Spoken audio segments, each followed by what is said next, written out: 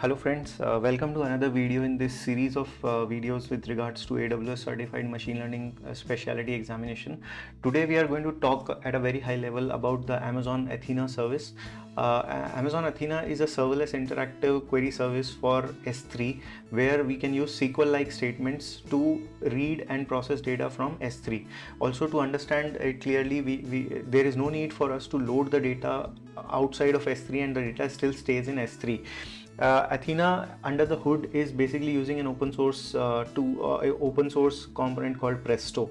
It is a completely serverless service, and it supports many data formats like CSV, JSON, ORC, Parquet, and Avro. And it also supports all forms of data like unstructured data, semi-structured, as well as structured data. Some examples of Athena include ad hoc querying of web logs which are stored at S3, querying the staging data before we are loading it to Redshift, analyzing our logs from CloudTrail, CloudFront, VPC, Elastic Load Balancer, etc.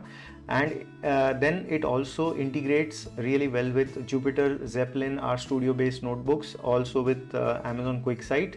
And it also can have custom integration with ODBC, JDBC, with other visualization tools as well if you want to use some external tool.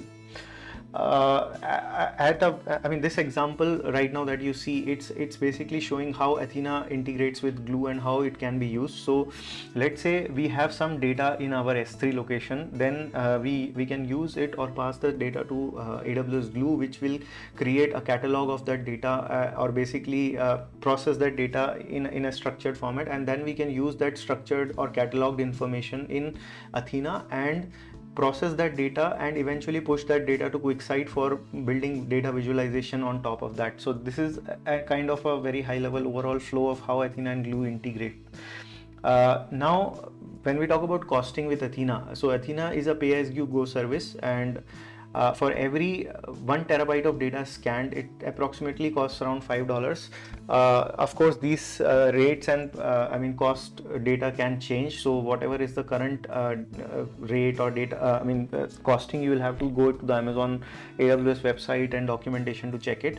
Now another important thing to understand is if the query that we are trying to execute, it gets cancelled, or it is successful, only then we will be charged. If the query, let's say, gets failed or it does not returns any results, then in that case we are not charged. Also, for any data definition statements like creating a table, altering a table, dropping a table, etc., we are not charged. Because it uses columnar format, so the querying time is relatively fast, and it saves a lot of money because we are not extracting data row by row. So it takes less time for some certain number of queries, especially queries where we are applying filters and we are trying to pull up specific data, not the entire data set or not the entire table. It also gets far better performance when we talk about conventional data kind of querying system or conventional way of querying the data or accessing the data. It is relatively faster than that.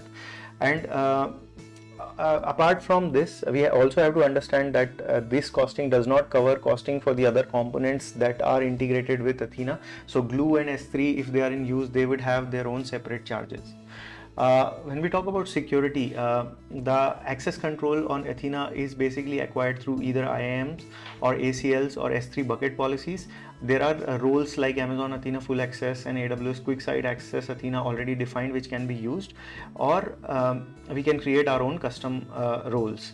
Also, all the results basically whatever extra when we run queries using Athena on S3 data, all the results are encrypted. They can be either server side encrypted. If you want to choose that, if you want to do that, we have to choose SSE S3.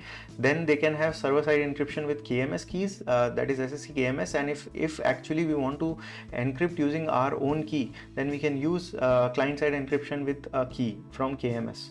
Okay, so these are the ways to encrypt the data. Now we can also have cross account access in S3 bucket through S3 bucket policies, and then transport layer security can also be provided. Basically, in transit data between Athena and S3 can be encrypted using TLS. So Yeah, this is all about Athena security. Now, there are some things to understand where exactly we should not use Athena. So those are the Athena anti-patterns we need to understand. So if you want very highly formatted reports and visualizations, then Athena is not the right tool for that. We should use QuickSight for that, which is the actual reporting tool. Also, if you want to do some kind of extraction, transformation and loading on the data, or ETL, then again Athena is not the tool for that. We should use Glue. So these are few things that we need to keep in mind. So yeah, that's it on a kind of quick overview over Amazon Athena service with respect to the exam. I hope this video would be informative, and I'll continue creating more videos like this, and I'll see you in the next video. Thank you. Thanks a lot for watching the video.